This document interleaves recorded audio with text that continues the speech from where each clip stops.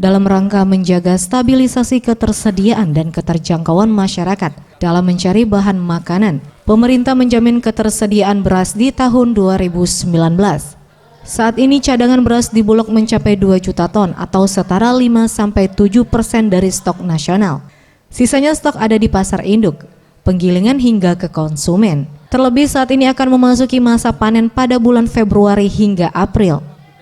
Selain itu pangan-pangan lain ketersediaan dan harga masih terjangkau. Seperti telur saat ini harganya Rp20.000, daging ayam berkisar di bawah Rp30.000, begitu juga gula dan daging. Target penyerapan pada tahun 2019 1,8 juta ton. Hal ini disampaikan Direktur Pengadaan Perum Bulog, Majen TNI Purnawirawan Bahtiar.